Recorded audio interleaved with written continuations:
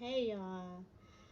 Yeah, I just was sitting here thinking, I'm like, I just cannot believe I really got fired and my whole freaking world is turned upside down, y'all. I was working in my job for 14 years. 14 years. Since I was 19 and I'm now 34. And Hmm. now I'm facing eviction. I'm just stuck feeling stuck. I've been trying to apply for other jobs, haven't really had any luck with that, y'all, and everything just feels so crazy. Like I have eviction court on Wednesday, y'all, and I never thought about like how people became homeless, and it's so crazy. Like people would just be think people become homeless and stuff just for when they're addicted to drugs or whatever, but no, like I never understood until I was in this exact position I'm in now. I was at my job for 14 years. I lost my job. My rent is damn near $2,000, y'all. They only give me, I apply for unemployment. They're only gonna give me $400 every 2 weeks for Really? unemployment, and that's just crazy, y'all. Like that's not even enough to pay my rent. That's not even enough for food. Like, what am I gonna do with that? You know what I'm Hmm. saying? And stuff has just been hard, y'all, and I swear to God, I've been trying, but at this exact moment, I don't know. I really just feel like giving up. Like it's hard when you don't have no family, no parents, no support. I'm a single mom. Like all the statistics, boxes I'm checking right now, y'all. It's so crazy. I don't know what to do. My mind is just like in a loop de loop loop loop. I'm not even gonna lie. But I have eviction court on Wednesday. I love y'all. I'm gonna keep y'all updated. I might not be on this app until after that. Um, but yeah, I love y'all. Drop some positive comments down there for me, y'all. Um, and pray for me. I love y'all. Hey, y'all. Huh. So this is one of the rare instances where you're going to see me tell somebody, I would recommend you go apply for some benefits and some assistance governmentally for a lot of reasons. But if you couldn't see, she's missing her right hand. She doesn't have her right hand. She doesn't have her right hand. I think that qualifies you as disabled. Go get disability. Going, I'm sure all those programs, Section 8, food stamps, all that would subsidize you for your situation. Because, and this is why I really have no patience. There's really no excuse. Y'all, before we get into that, if you could like the video, I greatly appreciate it. Only takes a second and it helps out more than you know. And also if you could hype. But there's no excuse. This woman is missing a hand. And she's missing her right hand at that, which most people are right hand dominant. So we could assume that that's her dominant hand. And now she has to use her left hand for everything. But she's been working her job for about 15 years. So this is why it's like, what's everybody else's excuse? The other able bodied people who claim that they need all this assistance, and she's a single mother who's missing a hand, and she's been working for 14 years and just got fired all of a sudden. And it can even be said because she's going to be limited by the amount of options. She can't work every job. She's absolutely limited in certain jobs she could work. Even the job where you would think it has the most flexibility, which would be remote work. How's she going to do remote work and she's only got one hand? Me trying to think of how I could type with just one hand right now is like mind boggling. I'd have to use like one finger in order to type. So that could indicate why she stayed at her job for so long, because she already knew of the constraints and of the difficulty it would probably be for another job to give her a chance. But ultimately, she's been working for all this time, and now she got fired, and now she's ending up in a tough spot. I would recommend she just go ahead and apply for some benefits, and because that is absolutely a disability, especially as a single mother and all that good stuff. See, but what it appears is that she has integrity and she has pride. And she decided, no, I'm not going to let this limit me. I'm still going to work. I'm still going to take care of my responsibilities. And so that's why it leads me to wonder, like, what's everybody else's excuse? Inquiring minds want to know. Again, y'all, if you could like the video before we get into the next clip, helps more than you know. Yeah, no funny shit. This is real shit. I just feel like going into 2026, I'm not dealing with a lot of shit, especially inconsiderate motherfuckers. Because I just feel like if I sit here and tell motherfuckers that me and my kids are getting evicted, now don't get it twisted. I got the money, they just not taking it. They know my lease in next month. But if I'm telling you me and my kids is getting evicted, and you turn around and you say sorry to hear that, but you're supposed to be my friend and you don't offer to help me, but then you turn around days later and ask me, can you borrow some money? Can I borrow a room? Can I borrow a bed? Can my kids borrow some food? Like, what we doing? I'm confused. Yeah, no funny. Why you gotta one up it though? See, you're not borrowing it. You would actually be using it to its full capacity. If they borrow some money, that means that they're going to give it back. So it's not the same thing. You're going to actually get it and you can't return it. But let's just address this, right? Because she didn't give us the rundown of the history. Why her landlord or whatever doesn't want to accept her money when it's now time to renew the contract. Why they don't want to take her any longer. The house isn't going anywhere. The house is going to probably still need to be rented. So the only factor in this is you. What about you? What within these dealings, within this history, made them say, oh no, this is the opportunity. We can finally get her up out of here? Because they're evicting you. So I would think they would need cause to evict you. If the lease term has expired and they're just choosing not to renew, there is no eviction that happens at that point.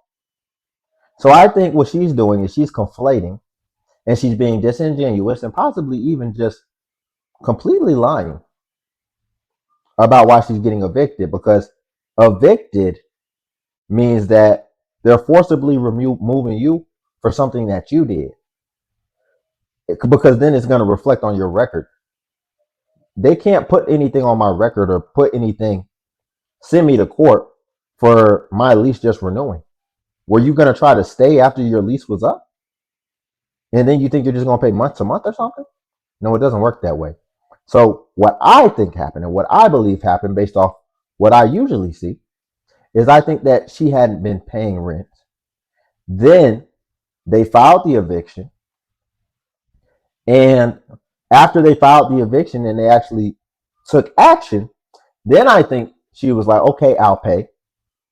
But once you file an eviction, the landlord cannot accept any more money from you. Otherwise, it will void that eviction. And then they would have to start the process all over again. And they've possibly already taken on court fees, lawyer fees, etc. So they're just going to go ahead and go through with it. And now you're trying to come retroactively and make things right. But I think that there was an offense from preconception that she's not being honest about. What's going on TikTok? I'm gonna give y'all a little story time, something I don't usually do and nobody asks for, but I feel like it. So here we go. So I'm gonna give you a story time about the time I ended up homeless and evicted because my roommate wasn't paying the rent. So I gotta give y'all a bit of context quickly. So in 2008, my family moved from New York to Florida, but I decided to stay here on my own. Me and my brother-in-law were the only family members who did not move. My brother-in-law had a good job, so he would just go back and forth or whatever. So I went to live with my brother-in-law, and he had a roommate who was his best friend and family friend. Like I've known him my whole life. So my family in Florida my mom had gotten sick. She had cancer and stuff, so my brother-in-law had to take care of like a lot of the bills down in Florida, whatever. So the roommate, we're gonna call him Bozo. So Bozo was supposed to be paying the rent. Mind you, the rent was only $700 because my brother-in-law was the oldest tenant in the building or whatever. So bang, it was right after Super Bowl weekend. I can't remember what Super Bowl it was. It was in 2013 though, and that weekend we had like a big Super Bowl party. Like Bozo, he was the life of the party. He knew everybody. He had any party favor you wanted. He had it in his room. Like, he was living la vida loca. Okay. However, we didn't think that he wasn't paying the rent. Like, there was no way. We didn't think that was happening. And for more context, he used to work overnight, and me and my brother-in-law worked during the day. At that time, I worked at a car rental or whatever. My brother-in-law worked during the day, and Bozo, he worked overnight, so he was home all day. So he was able to hide the notices and everything. So we had a Hmm. big ass Super Bowl party or whatever, and then that Tuesday, I think it was, he like wakes me up out my sleep because I was off that day, the Bozo, and he tells me like, "Oh, you gotta leave. The super's coming to do some repairs, and you're not on the lease, and you can't be in the apartment." Da da da. So, I believe him. Like, I know him. Why would he lie to me? There's no reason for him to lie. So bang, I go, I go get my hair washed inside. I go do something like to kill time or whatever, and then I come back and I don't think nothing is wrong. Like, he's still pretending like everything's cool. I don't think nothing is wrong. So bang. So then he tells me I need to leave again. So I'm like, what the fuck is going on, Bozo? And he's like, nah, they doing this, they doing something like that, whatever. So bang, I go around the corner to my best friend's house. So I'm at my best friend's house and I'm telling her like, he's moving mad weird. I don't know what's going on. So that's when I get a phone call from my sister in Florida, and she tells me, go to the apartment right now. I'm like, what are you talking about? And she's like, go to the apartment right now. They're moving, they're evicting y'all, they're moving everything out. I'm like, what the fuck? So that's being from Brooklyn, being from New York, because somebody on the block called somebody in my family in Florida, and that's how I was notified from my sister. So bang. I go around the corner with my best friend to where I live, my brother-in-law and stuff, and I see the marshal broke everything. They broke the bathroom, they broke the kitchen, they're moving everything out, and I'm like, what the hell is going on? This is insane. So me and Bozo are face to face, and I'm like, yo, what the hell, da da da. And he's like, you weren't helping with any of the bills and this and this and this and this. I'm like, first of all, you ain't tell me that you needed help. I was paying for the gas and the cable. Like, that was my responsibility. I was 20 something years old. I was working a dead end job. It wasn't. Oh, okay. I'm like, that wasn't making sense. I thought they were all staying together and splitting the rent, but apparently she just went to stay with this guy. Okay, so now we're starting to kind of understand. Because I thought he was taking their rent money that they were giving, that their portion that they were contributing. That's what I thought, and then I thought he was just pocketing that. But man, I'm gonna be honest. Gas and the cable bill ain't ish when we're talking about rent. I guess she's saying his rent was only $700. What type of home was this to where the rent's only $700, but it's big enough in New York to fit all three of y'all? Something's not adding up. Like, I had a lot, but if I knew that they needed money, I would have gave him money, but he ain't let nobody know. So he's like, this is all your fault, this is da da, just blaming me for everything, like spazzing on me in my face. So again, they had broke the kitchen up, so part of the cabinet is right next to me. So he's like spazzing on me, and I'm just waiting, like, if this man hits me, I'm gonna pick up this piece of the cabinet, I'm gonna knock him in the head with it. My brother-in-law was at work in the city, so he wasn't there yet, so whatever. My other neighbor comes to start helping us pack and help me pack and whatever the case may be. Next thing you know, my brother-in-law comes in with his other friend. So my brother-in-law is a very mild-mannered person. Like, he doesn't scream, he doesn't fight, like, he's not like that. But the way he came in, he snuffed this man so hard. Like, I never seen my brother-in-law like that. Like, it was craziness, pure craziness. So we end up having to move or whatever, and that includes Bozo. Come to find out, Bozo was using the money to help keep his mom afloat, who was around the corner, because he did a similar situation to her. So he was using the money to do I don't know what, and just paying enough to keep both apartments afloat and not telling anybody anything.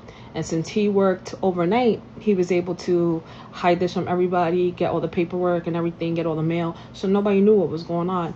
So my brother-in-law was able to get the money together to get the apartment back and get us set up again. Obviously, Bozo didn't move back in with us once everything was fixed and things like that.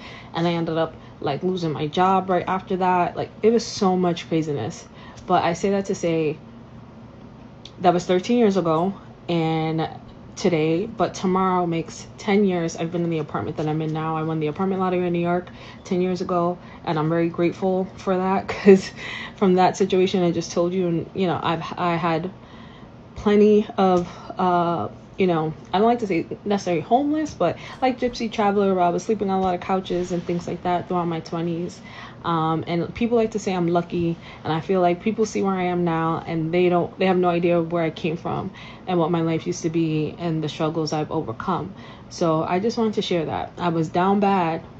That was craziness that happened 2013. However, I was able 3 years later to get my own apartment where my name was on the lease and I was the only one. Well, cool. Good for you. That's good. And shout out to her because sometimes when we see these story times, it always baffles me how people who have no storytelling ability decide to make story times. And we have to sit. That's why I'll like cut into them so much because I'm like, this is affecting the quality of the video. I have to cut in here because it's just getting, it's really bad. But here's the thing, right? So I understand, it turned out good and now she's doing better. But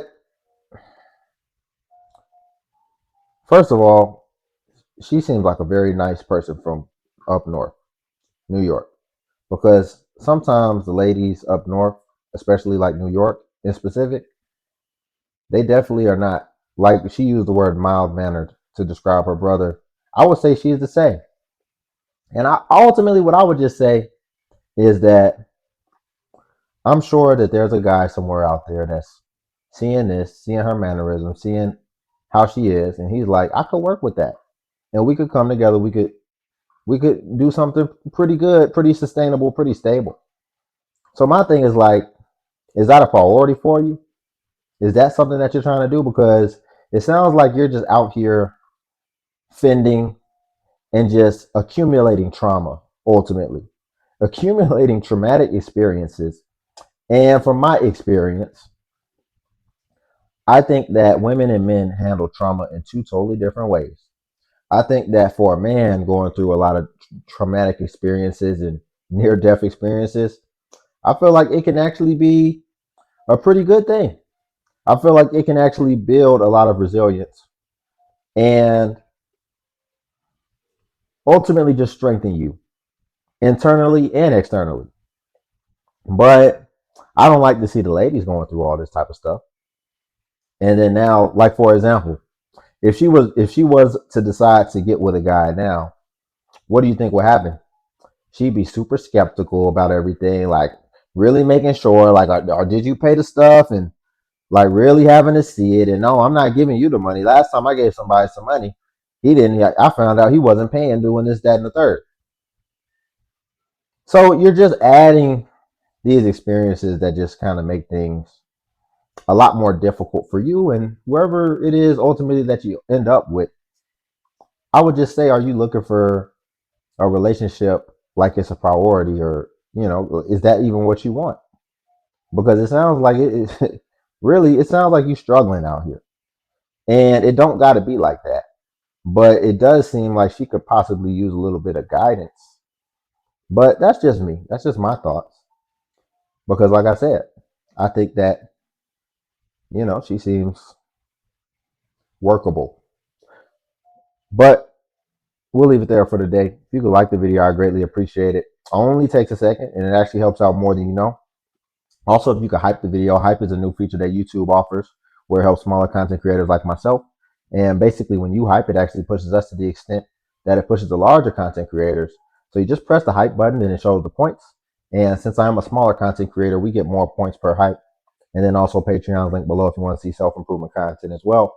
But until then, I'll catch you in the next video.